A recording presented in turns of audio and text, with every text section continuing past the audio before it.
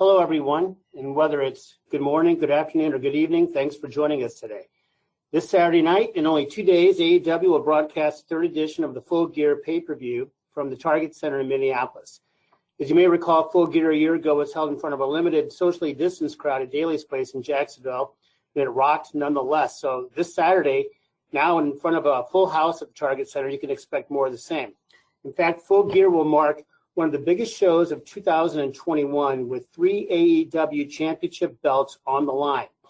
Darby Allin also takes on MJF, CM Punk versus Eddie Kingston, Bryan Danielson versus Miro, a Minneapolis street fight, and other can't-miss matches. So with that, it is now my honor to introduce AEW CEO, GM, and Head of Creative, Tony Khan, who is here for the next 45 minutes or so to answer your questions.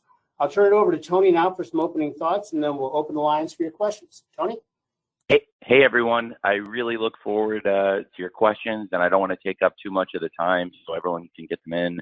I'm very much looking forward to the pay-per-view this weekend, and thank you all for participating in this call and helping us spread the word about AEW and Full Gear. Fantastic. Well, thanks, Tony. So here we go. We're going to start with Chris Mueller from Bleacher Report, and then after Chris, on the on-deck circle will be John Alba from Ad Free Shows. So, Chris, the floor is yours. Thanks. Hey, Tony. So with Full Gear coming up, we've got a big card here with 10 matches, and previous pay-per-views have been similar length. I was just wondering if that is sort of like the ideal length that you've kind of picked for AEW pay-per-views, or do you ever see that being shortened or expanded for different events in the future?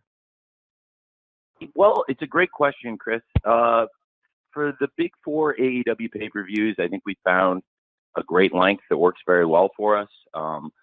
We've had really, really great reviews for the pay-per-views we've done, and particularly the All Out pay-per-view, our most recent show, is the best feedback we've ever had on anything we've ever done, any show, and it's the most revenue we've ever brought in from a pay-per-view, and I think it was also the best the fans or the critics have ever received any of the shows.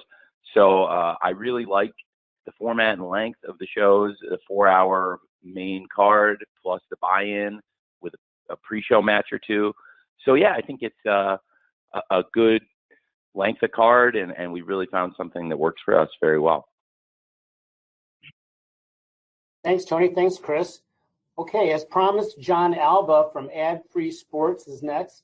And after that, I'm going to read a write-in question from Jonathan Hood of ESPN Chicago. So, John? Jim, thank you. And Tony, thank you for your time, as always. I'd like to ask about Hangman Page, someone who we saw at the introductory press conference for AEW back in the beginning of 2019. He was positioned to be a big star out of that gate, and yet here we are now, more than 2 years later, seemingly ready for what could be a crowning moment. What would you like to say about his journey over the course of that time and how he's grown as a performer, and why is now the right time for him to face Kenny Omega on this stage? Well, it's a great question, John. We talked about homemade stars before in AEW, and this is the epitome of the homemade star. Hangman Page was a young wrestler when he joined AEW who a lot of the hardcore wrestling fans knew, but he hadn't had a lot of experience wrestling on national television, and he's really blossomed under the eyes of the fans and the people who've been watching AEW from the beginning. And we've been really blessed to have a great audience that stuck with us from when we first launched Dynamite in 2019. And there's all these fans that have seen Hangman grow. He actually got the very first shot at the AEW title. He and Chris Jericho, Hangman and Chris Jericho, wrestled in the first ever All Out main event. They had a great match. And then we've seen Hangman grow so much as a wrestler from when he debuted. Obviously, we, had big plans for him. I thought really highly of him since he first came in and have always believed he's a top wrestler. Now here he is again getting another opportunity at the championship, and it's a very different company and it's a very different situation. There's so much history between Kenny and Hangman. They had a great partnership. It was something I felt really strongly about from the beginning of AEW, that I really believed in Kenny and Hangman together as a team and what we could build from it. And here we are, and we're still it's still, bearing the fruits of our labor. So I really have always believed in Hangman Page, and I've also really believed in Kenny Omega, and that there's something special between the two of them at first as a tag team. On our third ever Dynamite in Philadelphia, we did a match. It was Kenny Omega and Hangman Page versus Jon Moxley and Pac, and that was the first time Kenny Omega and Hangman Page had ever teamed. And I liked it a lot. The match did a really good number, and they kept teaming. And there was so much story. I mean, they had so much chemistry, and then they had this amazing match against the Young Bucks at Revolution, and we just saw they had an amazing chemistry as a tag team. Yet there was something between them where you could immediately tell that someday it was going to be an amazing rivalry between Kenny Omega and Hangman Page. And then they had an amazing match at Full Gear last year, and as Jim said in the introduction to the call, Full Gear last year was held at Daly's Place in front of a physically distanced, limited crowd. But at the time, there was nothing like it in North American pro wrestling. There were about 1,300 fans at Daly's Place at about 25% capacity, outdoors, socially distanced. So we did those shows, as you've all heard me say many times. It was like a drive-in movie where each group of fans had their own pod, and they had their own seating section outdoors, and we found a way to bring outdoor wrestling and live wrestling back, and it was the only place on TV worldwide really where the fans could see that kind of wrestling with the fans cheering and going crazy. And what a match it was at Full Gear. Kenny Omega and Hangman Page last year in the finals of the Eliminator tournament to get a shot at the world title. And then from there, Kenny Omega won the world title, and he's closing in on 1 year as the world champion. He is our longest reigning champion, and the company has grown and evolved so much with Kenny as the champion, and he's had so many classic matches already in this run, and I'm very excited for their match. And I think for Hangman Page, it's hard to talk about the story of Hangman Page in AEW without talking about also the story of Kenny Omega. And that's one of the reasons why this Kenny Omega versus Hangman Page match is one of the most anticipated matches, I think, ever in AEW. The character of Hangman Page, I think the fans have grown to love him more. On January 1st, 2020, we saw kind of a more vulnerable side of the Hangman character for the first time. To be honest, on BTE, I watch the BTE show, and the guys do great work on it, and they come up with really funny stuff. And a lot of times, if I see something on BTE that I really like, I'll say I want to use it on Dynamite. And a great example more recently of that is the John Silver Adam Cole stuff. I saw that on BTE. I thought it was great, and I was getting over it. I wanted to use it. And really, John Silver himself, a year ago, I saw John Silver doing all this stuff on BTE, and it was like, hey, like, you're doing all this amazing stuff on BTE. I think, I think you should be doing this on Dynamite. I'm very impressed. And, really cut back to 2019, a year earlier, I had seen Hangman Page drinking on BTE and doing a character. And I thought his acting was great, and I thought the character was great, and it showed a more vulnerable side of the Hangman and made him, I thought, really a flawed hero in many ways. And I think it has made him connect more with the audience, and I think it's worked really well, and it was a big part of the story. And then people were, ready to see him come back from the lowest lows and get some redemption. But it's a great story because there's something in front of him, an obstacle that certainly he's never conquered and nobody's been able to conquer. So I think everybody's really looking forward to seeing what's going to happen at the pay-per-view between Kenny and Hangman. Thanks, Tony. Thanks, John. I'm going to read a question here from Jonathan Hood from ESPN Chicago. Tony, Jonathan would like to know, how likely is it for you to have pay-per-view events in California or other Pacific/Mountain time zone cities in the future? After Tony answers that, we'll be calling on Sean Ross Sapp from Fightful. Tony? So, thanks, Jim. It's a great question, Jonathan. And we are coming out to the West Coast next year in Double or Nothing. I'm sorry. I feel pretty safe about saying it now. I think it's been, it's been difficult not being able to travel as much as we would have liked. And right now in 2021, we're making up a lot of dates that were shows we had scheduled in 2020 and had never done. Like in April 2020, our whole slate got canceled at the beginning of the pandemic outbreak, and it was a run of shows we had of Milwaukee, St. Louis, Boston, Philadelphia, and Houston, and all 5 of those shows we just did very recently here in the past couple months. So we are now just getting kind of caught up on pre-scheduled dates. We are going to service our great fans on the West Coast in 2022, and I am planning for Double or Nothing to return to Las Vegas in 2022, and we'll also, I think, do Dynamite and Rampage while we're on the West Coast, and I would really look forward to that and bringing Double or Nothing back to Vegas, although it was also great having Double or Nothing in Daly's Place this past year and all the events in Daly's Place. They were such a great home for us, but I'm very excited to go back to Vegas also. Thank you, Jonathan. So next up will be Sean Ross Sapp from Fightful, and following Sean will be Ella J from SE Scoops. Sean?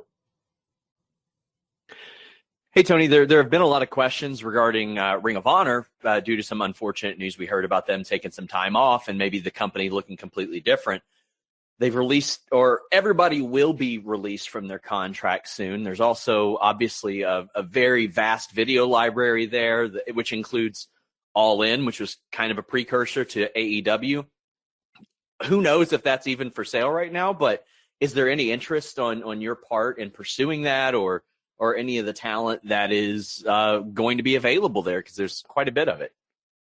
Well, there's a lot of great stuff there. They've had a lot of great matches and great shows in the library, and they have some very good talent. So I can't say with any certainty, but we'll see what happens on the business side. And as far as the talent goes, I would say stay tuned to AEW. There's Dynamite every Wednesday. There's Rampage tomorrow, and the Full Gear pay-per-view on Saturday. So you never know who's going to show up in AEW. And as for the business side of it, I'm good friends with a lot of people in the company of Ring of Honor, and actually the agent that represents him is my neighbor in LA. He lives like down the block. So and he's a friend of mine. So I am very familiar with what's going on there, but I can't say with any degree of certainty what will happen on the business side. Thank you, Tony. Thank you, Sean. Ella J from SE Scoops is next, and following Ella will be Nick Hausman from Wrestling Inc. Ella? Hi, Tony. How are you? I'm well. How are you? I'm fantastic. So I had a women's wrestling question for you. Great. So obviously the bar, I think, has been really raised this year with a lot of all-women shows and main events taking place. But does AEW have any plans or hopes to contribute maybe an all-women's event of their own sometime? So I'm gonna cut off your question right there because I don't think I get enough credit for what I did for the NWA show, because a good number of the people who wrestled on the NWA show were wrestlers I sent and paid.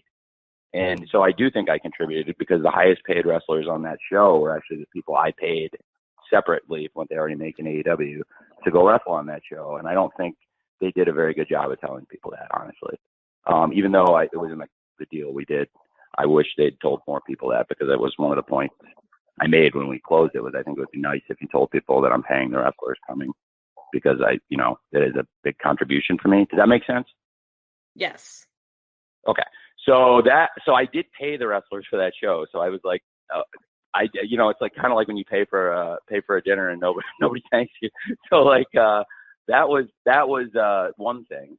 So I have really been making a big effort this year to grow and improve our women's division, and I think have made a lot of strides with our women's division this year as a company. We've added big free agents, and I'm really excited about what's happening with the TBS tournament right now.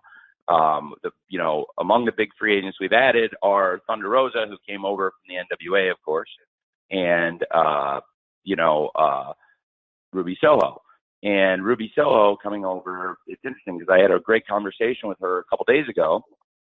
She's in the TBS Championship tournament, and she's been in a lot of tournaments, and she's wrestled all over, as you know. And I was talking to her about the tournament, and she's not a BS person. Like Dory, Ruby Soho, is the ultimate straight shooter, and she loves this tournament. She was saying she's never been in a tournament like this. She loves all the story in it, because if you look, like, there's story building with her and Chris Statlander, and they didn't really have a rivalry, but there's, they've been doing the promos on TV, and we've seen that there's been a couple of situations where they've helped each other out. Chris had Ruby's back, and then now they're even, and Ruby doesn't owe her anything anymore. And really, I'm excited very much for Jade versus Red Velvet. I'm very excited for Shida versus Nyla Rose. And of course, we've seen a lot of great build, including last night's Dynamite, towards Thunder Rosa versus Jamie Hayter. So I have been and am trying to actively make big strides in women's wrestling. And as far as a lot of the stuff that has been happening in the all-women shows that are happening other places, I actually have made great contributions, including financial contributions, which I think they could have done a better job of telling people about, honestly, if that makes sense. Thanks, Tony. Yes, Thanks. makes sense. Thank you. So next up is Nick Hausman from Wrestling Inc.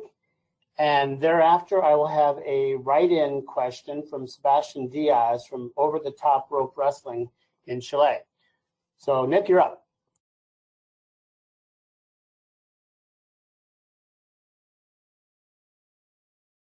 Tony, can you hear me? Hey. Tony? Hey, can you hear me? I can hear you great. Okay, sorry. I had myself No, you're double. good, Nick. Okay, wonderful. Hi, Tony. Thank you very much for the time.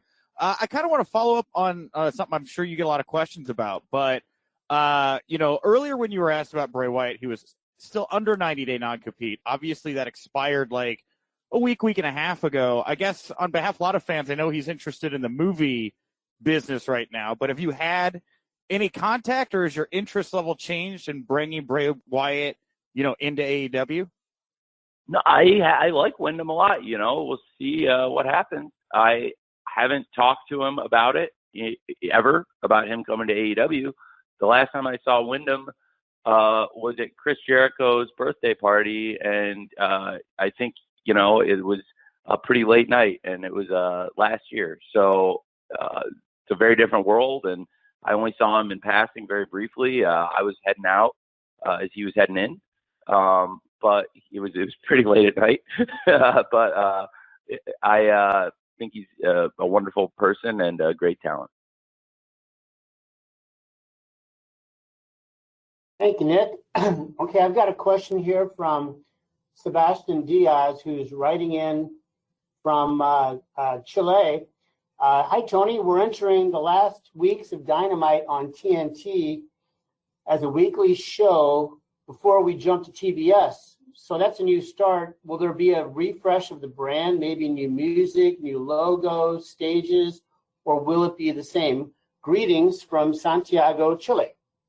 Tony? Hey. Okay, so basically, Jim, the question about Dynamite, just to make sure I got the question, it's asking if the format will be the same when we move to TBS? Yeah, format, look, staging, the lighting, the music, will be a different look on TBS, or are we going to pretty much go from the TNT look into TBS? Well, it's a great question. Okay, so now I understand. That is a great question, and it's a few questions in one. The great wrestling and the great wrestlers and what people love about Dynamite, for the most part, I think that's all going to be the same. But the look of the show, we may do some tweaks and presentation, and it'll be fun. And we'll do our best. And if you don't like it, then we'll go back to what we had. But I think we're gonna look at the presentation of the show going into TBS. But the wrestling, the wrestlers, all the stuff you love about the show, for the most part, I think will be the same. And hey, if I mess with the look of the show and you don't like it, I can always go back. So I think that's a great question. But I'm also very excited about the move to TBS and all the great things that'll happen with that, which will be great for us. It's great to be back on Wednesday night now, we were on this amazing run on Wednesday nights, and really it's our home. And there have been a couple times where we've had to shift to, Saturdays here and there, and it's always, uphill to get your momentum back when you do. So I think, as I understand, to be a bit less time shifting when we do move to TBS. There are still sports on TBS where there are conflicts and stuff, but I think it'll be great for the fans, and very excited also. Rampage will be staying on TNT, and of course that same week in January when we launch Dynamite on TBS, we'll of course have Rampage again on TNT, and then we'll have the first ever Battle of the Belts in AEW. So stay tuned for more info on that. And 2022, we're going to start it in a very big way. Thank you, Tony, and thank you, Sebastian, for joining us from South America. So I'm going to come up with two names here. Steven Spice from Steven's Wrestling Journey will be next, and he will be followed by Niger Chambers from Big Gold Belt Media. Steven, are you ready? Yes, I'm ready. All yours. Hi, Tony. Thank you so much for bringing me on. This means so much to me. Hey, how are you? I love AEW. Thank you. I'm glad to hear it. And so my question is, how do you and your crew develop the ideas of the matches that go on these pay-per-views and every Thursday night and Wednesday? I work really hard, and I work with a lot of different people, and so I stay up really late on Tuesday nights and Thursday nights a lot, and that helps come up with ideas. And a lot of times, you're thinking about it all night and or all day, and you never know when the great ideas come to you. And then a lot of other people have really good ideas too. So I talk to lots of different people, and lots of different people have really good ideas, and I have to take all the ideas and figure out which ones are the good ones and which ones are the bad ones. And I try to mostly pick the good ones. And I have a lot of ideas on matches, and I try to organize the show every week based on what would make sense for the fans and what would make sense for the flow of the show. And, I have to fit the commercial breaks in. And it's a very different job formatting Dynamite versus formatting Rampage. A lot more goes in some ways to doing Dynamite, where you have all these segments, and there's so many people in a Dynamite, and there's so much stuff that happens in a 2-hour show. In Rampage, it's more succinct because I like to get a lot of good wrestling in a 1-hour show, which is a challenge, but it's also a really fun challenge. So it's difficult in a totally different way. And then the pay-per-views, which you also asked about.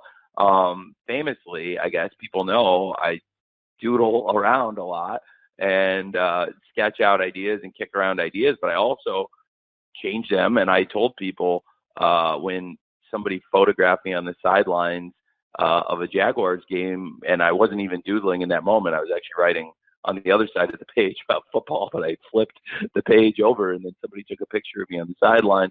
And but as you can see, what I was doodling, I had a lot of second thoughts. I changed a lot of stuff, a lot of new ideas that made sense came into fruition, and frankly, a lot of circumstances changed. So that's how it is, and it's a great question.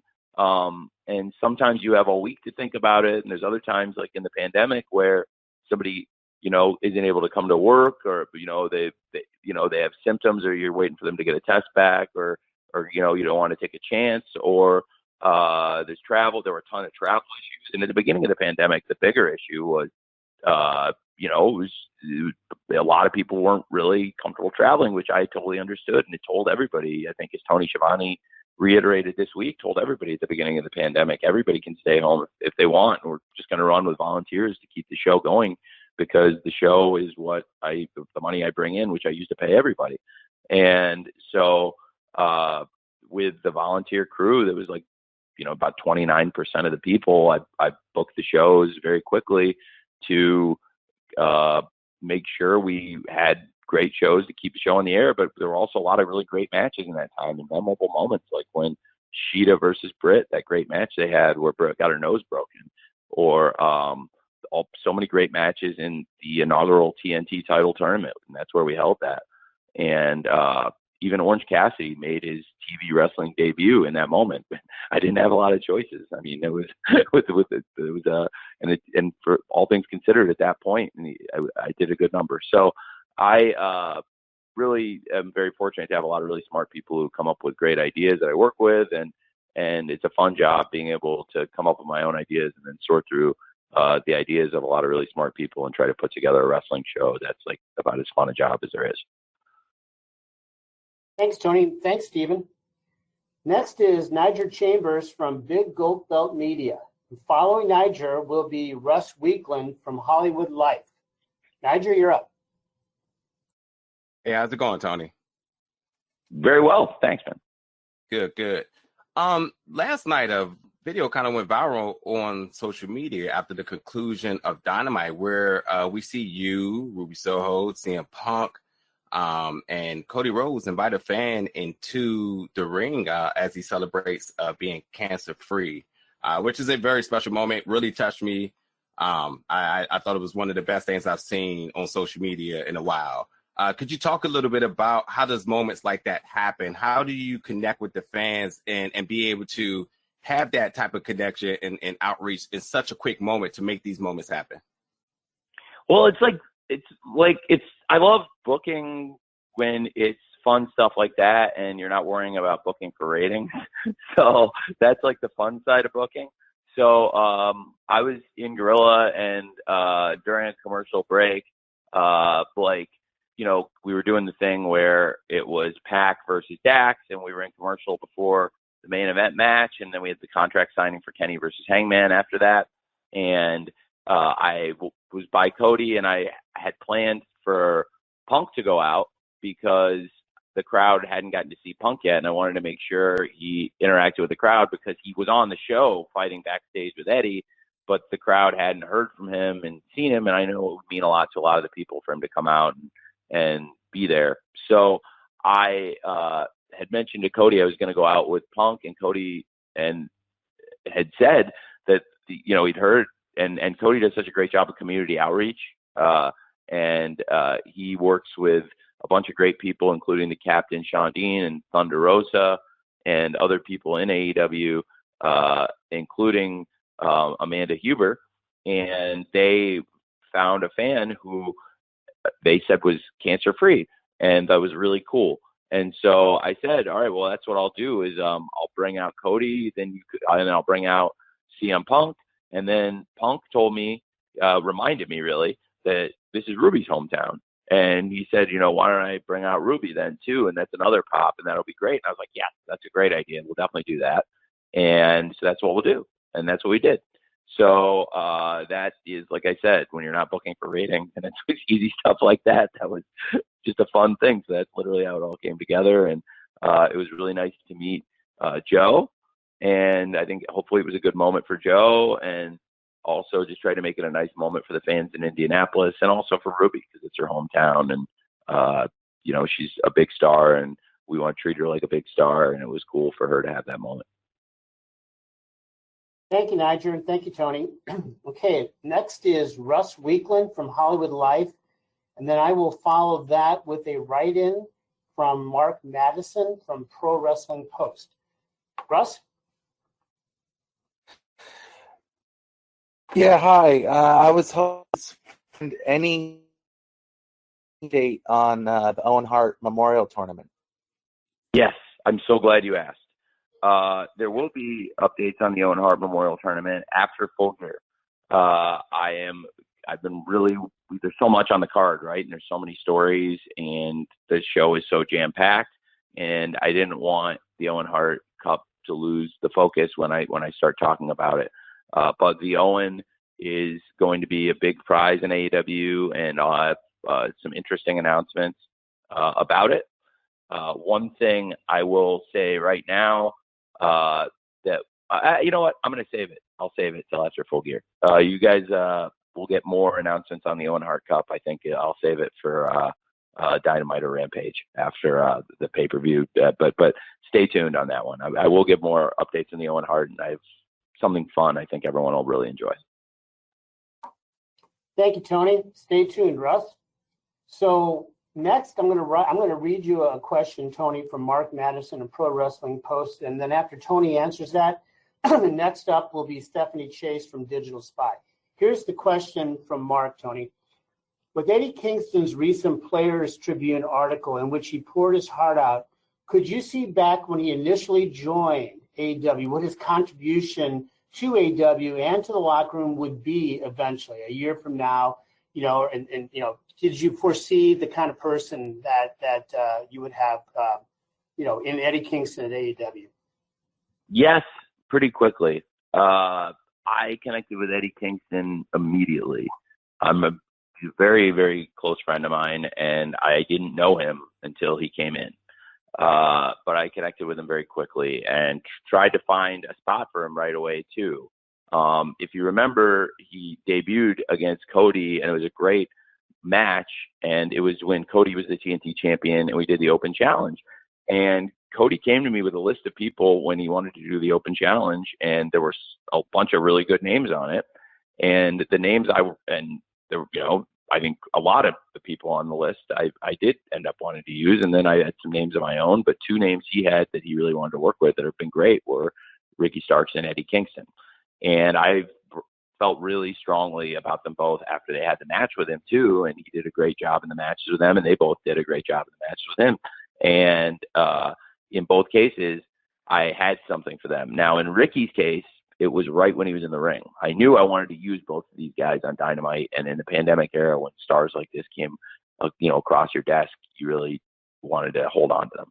So, Ricky, I immediately knew I was going to do the Team Taz thing with, and I actually called Mox at his house and told him I had found a guy that for us to do this with, and he hadn't really seen Rico, and I told him to trust me, and he did. And then he came over, brought Rico over, and he was like, "You were totally right. Now let me go back to Eddie, and I'll talk about Eddie for a really long time." So Eddie, I didn't have that for. I knew I had to do something with this guy. What a massive talent. And Cody and Eddie had such a great match, and I found a unique opportunity because at Fyter Fest last year, Young Bucks and FTR were teaming, and it was an unlikely partnership, and they teamed against the Lucha Brothers and the Butcher and the Blade, which was also kind of a unique team in an 8-man tag match at Fyter Fest 2020. And the Butcher and the Blade and the Lucha Brothers won. And I felt like I had to do something with that because I was like, they beat the Young Bucks and FTR. That's a huge win. And I really want to follow up on it. And I also really want to use these guys. And I'll be honest now, because it was a year and a half ago and it's in the past, like I was, not as deep on the heel side then. And I really wanted to make a go with these guys. And I decided to bring Eddie back as their wrestler and as a manager. And Eddie's a huge fan of Hot Stuff Eddie Gilbert. And I'm a huge fan. Gilbert, a huge fan, and he's an inspiration to Eddie. And I told Eddie, this is your chance to kind of be the Hot Stuff Eddie Gilbert of this stable. You're a wrestler and you're a manager, and you'll be the manager for these guys who do a lot of the talking. And that's where the connection with Eddie and, of course, the Lucha Brothers and the Butcher and the Blade began. And then going into All Out 2020, the build, if you remember, was kind of a unique heel build. And some people say heel doesn't always work. I think one of the best examples when I was a kid would be the Horsemen versus the Midnight Express, Arn and Tully versus the Midnight Express, which was a program that had never really got going as much as it could have. It was really drawing money, and then all of a sudden Arn and Tully were gone and became the Brainbusters. That was a great program, and I always thought there was something to it. So we did this where I had a heel situation, basically, where it was Jake the Snake and Lance Archer. It was Team Taz, the aforementioned Starks and Brian Cage and with Taz, and then this Eddie Kingston group. And then it would always look like it was about to tee off between the three sides of heels. And then Darby would show up, and Darby had this beef with Team Taz, and he would go crazy, and it would all set off, and it was leading to the Casino Battle Royale. Well, I felt really strong, and Eddie had just gotten to the company, and I had the last two guys out there be Lance Archer and Eddie Kingston, and it was this disputed finish in the end, which wasn't even exactly the way Eddie went through the ropes, wasn't even exactly how we originally laid it out, but it actually worked out even better. And I had earmarked Eddie to wrestle Jon Moxley, and that's why I wanted him to be out there and be him and Lance to be the last two guys, because they were the two guys I saw as great opponents for John. And then Lance, of course, as he said, he was like, you never expected anything to happen. We were all being very careful in a bubble, and then he went to the veterinarian, and next thing you knew, he had COVID. And it worked out well because Lance and John Moxley eventually got to do their matches and built a great rivalry, including the Texas Death Match. But in the moment, it was Eddie's time, and Eddie had this great match with John Moxley, and it really built something great. And then they had a real rivalry, and we were able to do, a pay-per-view story, building to Full Gear last year. And John Moxley versus Eddie Kingston was the main event of Full Gear last year for the world title. And Eddie Kingston's been a huge part of the company. Now, so that's the yes to your question. And now to the no, Eddie's, I knew the hardcore fans loved Eddie, and I also had seen that he'd crossed over to a mainstream audience, and this was a person you could push on national television as a main event wrestler. But I don't want to undersell how far he's come in the past year or two, and also how far he's come outside of the ring, because I knew Eddie had some struggles, but getting to know him more in the past year, I've learned more and more about it and how far he's come. And the people who knew him before I did tell me, like, you wouldn't believe how far Eddie's come, like, if you knew him back then. So yes and no, but as a wrestler, really, since he got here, I've always believed in him, and I'm not surprised at all how well he's done. And I absolutely believed in him to put him in, on a pay-per-view in such a critical position in one of the biggest matches of the year, Eddie Kingston versus CM Punk. Thanks, Tony. Thanks for the write-in question there, Mark. Stephanie Chase from Digital Spy is next, and Stephanie will be followed by Jim Barcelone from the Miami Herald. Steph? Hi, Tony. How are you? Great. How are you? I'm great, thanks. I wanted to ask you about the Inner Circle versus American Top Team feud and Full Gear match. What made you choose the Inner Circle for this position to go against American Top Team? And laying out the feud and the matches we've seen so far, how have you found balancing the idea of protecting the AEW guys versus outsiders when, in this case, the outsiders are legit MMA fighters? And if I can sneak in another one, Paige Van Zandt has been so great. Have you spoken to her at all about eventually wrestling? That's a few great questions. And, the way I came up with it was being good friends with Dan Lambert. Again, through the pandemic, Dan came and visited and was at the shows, and is a big wrestling fan. He's a big fan of old school wrestling, as he's made very clear. And he's also a big fan of modern wrestling, and he's a really intelligent person. And he had in his stable an American Top Team in his camp. He's got some of the best fighters in the world. And the idea for Inner Circle to be their opponents, I had gone to Chris and I told him, I think there's something really here, and maybe I'm crazy, but Chris totally agreed.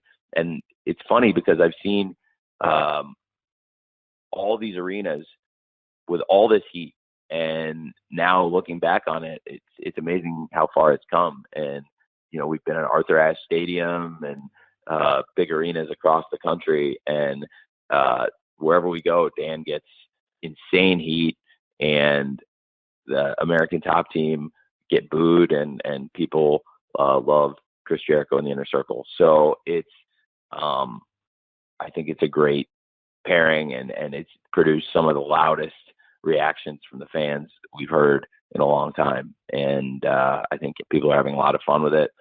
It's a cool rivalry. It's gotten us a lot of mainstream buzz, which I also expected going into it, because when you have things like Jorge Masvidal throwing the flying knee at Chris Jericho, that is going to get picked up. And in that case, it got picked up almost every outlet.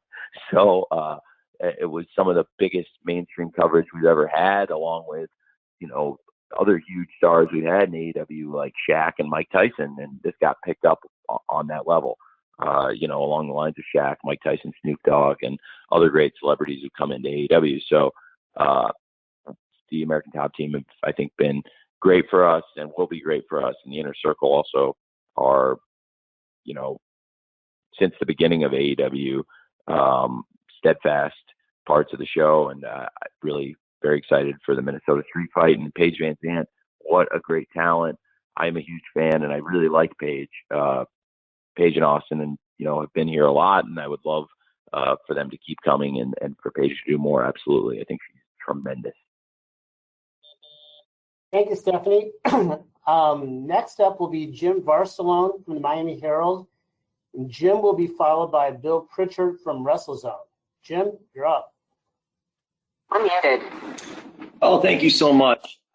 Wanted to address the dark tapings at Universal Studios and your thoughts of how things have been going there with that, the crowds, just the whole setup there. And is the plan moving forward to just continue doing it from Universal when you can, going into the next year? So yes, to be a total straight shooter, yes, I'm going to keep doing that dark tapings or when we can, when it makes sense. When we've done live rampages, as many of you know, in the wrestling media, we've also taped dark there and done Elevation at Dynamite, which is what we did this week. So we will again tape dark tomorrow before Rampage. So I am expecting that to continue to kind of be the cadence, and we can look forward to more dark tapings at Universal. The fans have really enjoyed them, and I've had a lot of fun at them too. If, any of you who've been at them, I think they've been really fun shows, and a lot of the big stars have been very generous with their time too. So it's a fun thing we've been doing. Thank you, Tony. Thank you, Jim. Bill Pritchard from WrestleZone is next, and Bill will be followed by Samantha Shipman from Daily DDT. Bill? Hey, Tony. How are you? Hey, Bill. Great. How's it going, man? Not too bad. Thanks for taking the time for this. I actually wanted to ask about Lio Rush. He made his in-ring return this week, and just wanted to get your thoughts on... Oh, happy birthday. Just wanted to get your thoughts on how that's going, if there's any plans to, keep them as a dedicated tag team, or if it's really just feeling things out right now and use them as best as you Well, I think it's a story that is developing between Lio and Dante. So without saying too much, I don't think you or anybody wants me to probably say where exactly they're going. But I really have enjoyed it, and I've had a lot of people come up and enjoy it, and it's something that I felt really strongly about. And I haven't made it a secret that I really like Lio, and I think he's a tremendous talent, and I think he's benefited from the coaching that I've given him, and he's gotten great coaching from others. I think Sanjay did a great job on that match last night, coaching with them, and Sanjay and I work real close with Lio and Dante and with Seidel and Moriarty. So I am a huge fan of Lio Rush, and I really think he's got a lot. And like I said, it's his birthday. Happy birthday, Lio. And I think he's had I'll choose my words carefully here. When Lio retired from wrestling, he came in, he did one show for us, he retired from wrestling, and I actively recruited him to come back, and thought it would make a lot of sense for Lio at his young age, once he got over the injury, to just trust me and let's give this a shot, because I think he'd had a tough go other places, and he was mentally, it seemed, really burned out on the wrestling business, and he's done other things. He's a great athlete, but he's also got a great personality, and he's been on MTV The Challenge, which is a big show. And but if he's not wrestling, I think he's not using great talents that he has. And so I'm glad people got to see that last night. He had debuted in the Casino Battle Royale at Double or Nothing, but then we had never seen him wrestle on TV or in an actual sanctioned match.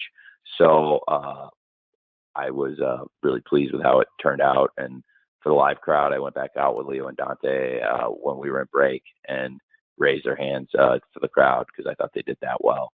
So it was very good. Okay, thanks, Tony. So next is going to be Samantha Shipman from the Daily DDT. Then I'm going to take a question from a write-in, then we'll spin the wheel to see what the final question of the day is. So Samantha, you're up. Hello. Hi. How are you, Tony? I'm doing great. Thanks, Samantha. Good. I have two questions for you, but we'll start with the first one because I think that might be a little bit more of what everybody's going to be listening for. So we've seen last night, we saw Best Friends join Chaos. Kenta has put it out there that he wants to GTS Punk. We've seen Kenta in AEW. We've seen Rocky Romero. We've seen Suzuki. We've seen Nagata. So what is the relationship with New Japan like heading into 2022? And is that something where we could potentially see AEW wrestlers going into things like Wrestle Kingdom and New Year Dash, or even later in the year, maybe in the G1? Or what is that kind of looking like with that relationship right now? Okay, and what's your second question? My second question is completely different from that. It is actually about the women's division. And we see that we have. I can, Jim, it's fine. Is it okay if I answer that one and then go back to your other question, just so I don't? Absolutely. Okay, great. Well, so first of all, okay, it's a great relationship. I really enjoy working with New Japan. It's changed a lot since AEW started, because when AEW first started off, I think they were pretty pissed off with me, and then as wrestling went on, I think they saw that like I wasn't really trying to stop them from doing anything, and I actually made a lot of friendly gestures along the way. Like Chris Jericho, I was very open about Chris Jericho working in New Japan, and then when he was wrestling at the Tokyo Dome in January 2020, I even cleared the stipulation which we put together. You know, Chris basically was the go-between between me and them at that point, that we would have it effectively be an AEW title eliminator match with Tanahashi versus Jericho, not unlike some of the matches we do in Dynamite, where it's, hey, if you beat the champ, you get a shot at the title. And that's what we said. You know, if he beat Chris, he could come to AEW and get a shot at our title. So it added a lot of interest, I think, to their show in that match, and that was great. And also, I had been pretty open about Jon Moxley wrestling there, and I cleared dates time after time for John to work there. And so I think they saw this as a good relationship, and I have a good reputation for being an honest person. So even though I kind of came out of left field and I was a new player in the game, I think I raised their antenna early and made them pretty nervous. And then the more I built a reputation in the sport, I think they wanted to work with me. And so now I talk to them on a regular basis, and we put matches together, and wrestlers from AEW go there. And as you said, I mean, you said it yourself in the question, I don't have to name all the different people that have come through from New Japan to AEW, but you've given a good list to start with of a number of people. And there's more, I think, in there, and there's probably more to come. So there's a lot of things we can do. And I'm a fan of a lot of their stuff.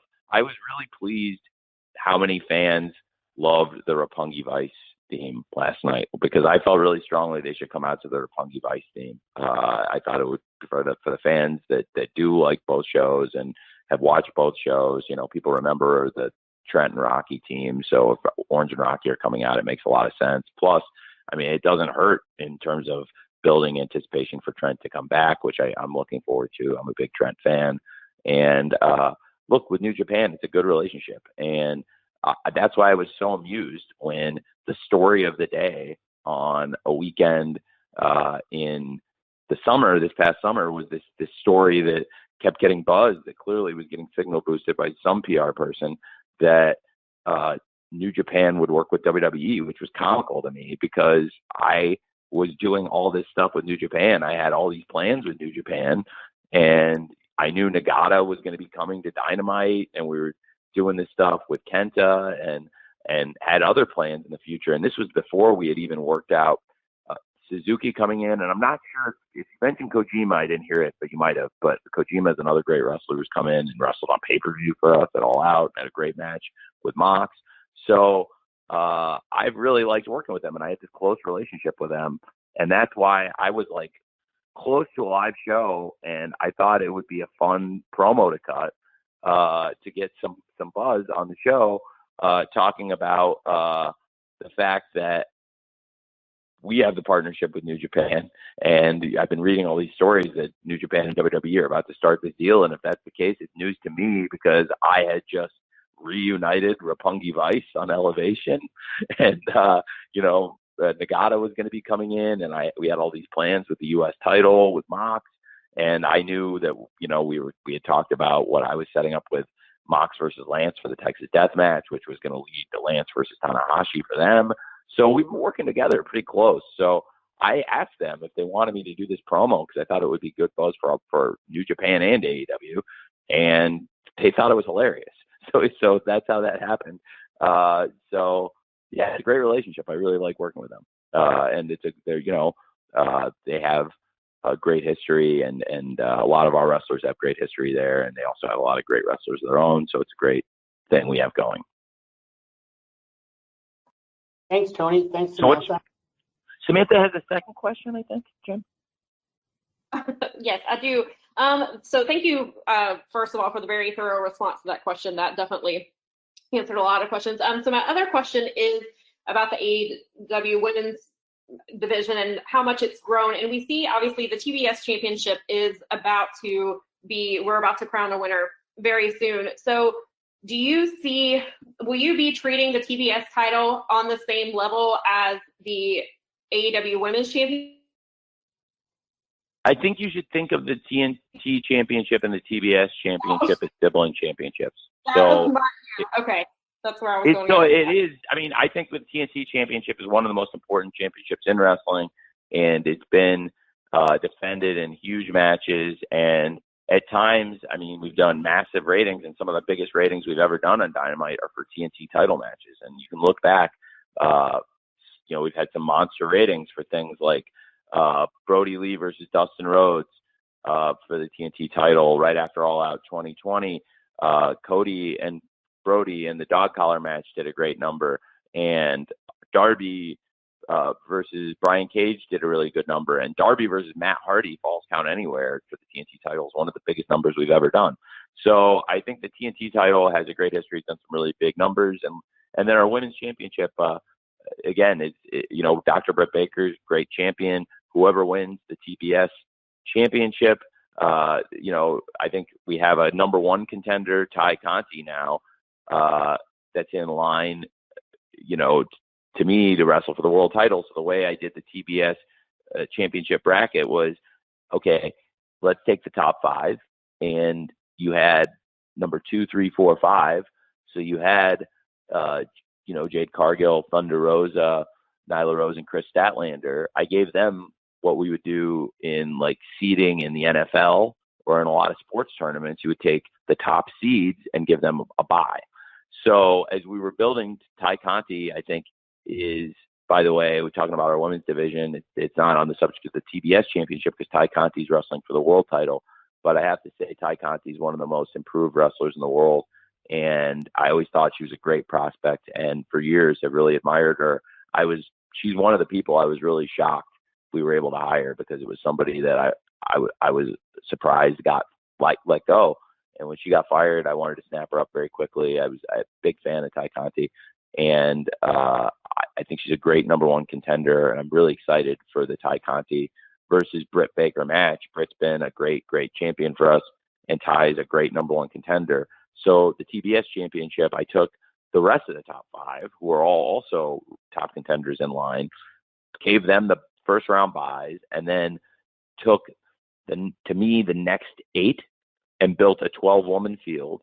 And now we're into kind of I don't want to upset the NCAA, but I will not call it the Elite 8, but we're into this really great 8 final women, and really excited for the quarterfinals of the TBS championship tournament. And I think it would help a lot. I'm a huge believer in the TNT championship. I really love the title. And I think Sammy's one of the pillars of the company, and I'll have great matches to come. And I just think that if you could think of it as like the sibling championship, it'll be treated very similarly. Okay, thank you, Samantha. Thank you, Tony. Okay, I've got one write-in question, and we've spun the wheel in the last few minutes here. So Garrett Martin from Paste Magazine will ask the last question after I ask Tony this write-in question from Daniel McMahon Young of Gatekeepers. Tony, his question is, with AEW having such a diverse fan base, what do you think has been AEW's biggest strength in attracting non-traditional wrestling audiences in the last 6 months or so? It's a great question, Jim. Well, I think wrestling speaks to everyone, and I don't think you have to be great at sports, but you can be. And I think like wrestling brings lots of people together, because when I was a kid, like wrestling was kind of the intersection of, and I'm just speaking from my own experiences as a kid and as a fan before I was like a wrestling promoter, booker, or executive.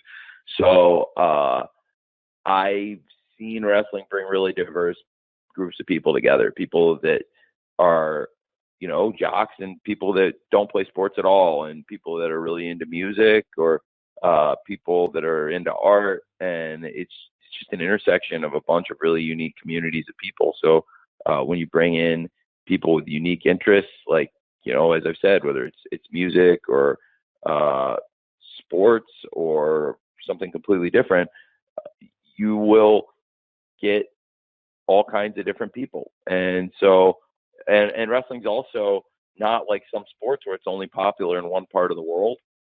Wrestling's big in a lot of countries, you know, where some sports that we watch on TV or that are big on TV and do good ratings in America, for example, you know, they may not be as popular as wrestling in a lot of these other countries. So wrestling, it's big all over the world, and I think it just speaks to a really diverse group of people. And AEW now has gotten great penetration, and as we go into our third Full Gear pay-per-view and we go into our final pay-per-view of this 2021, it's really our first chance we've had to show off this new roster of wrestlers.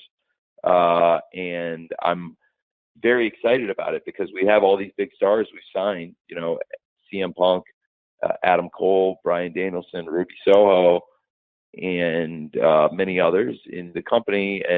And the company's really grown, and I'm really just very excited because coming out of Full Gear, I think people will see more so than ever, you know, looking back at where we were a year ago, how far the company's grown.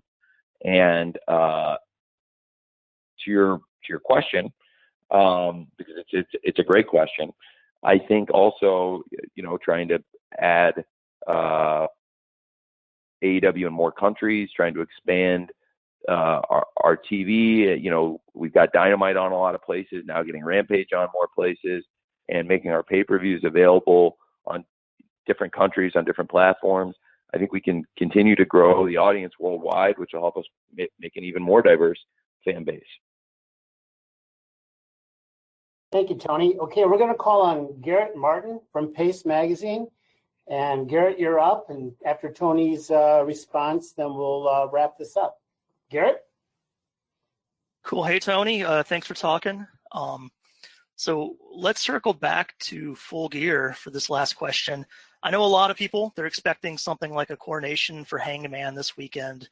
Now, how did his paternity leave impact the timing of that and your plans? And how different would the last 2 months of the main event scene have been if he hadn't taken that time off? Well, I don't want to say what my plans are. I think everyone's going to have to watch here and buy the pay-per-view to see what exactly is going to happen with Kenny and Hangman in the world title match. I have looked forward to doing Hangman versus Kenny for a long time. Him taking time off absolutely impacted the main event scene because Hangman Page was one of the top contenders and is one of the key wrestlers in the company. So it was something I had to pay close attention to, absolutely. But on the other hand, I tried to make lemonades out of lemon, as I'm often doing when there are challenges with scheduling shows and with people traveling and coming to the shows. And in this case, if he wasn't going to be at the shows, I had to make the best of the situation, and I think we did.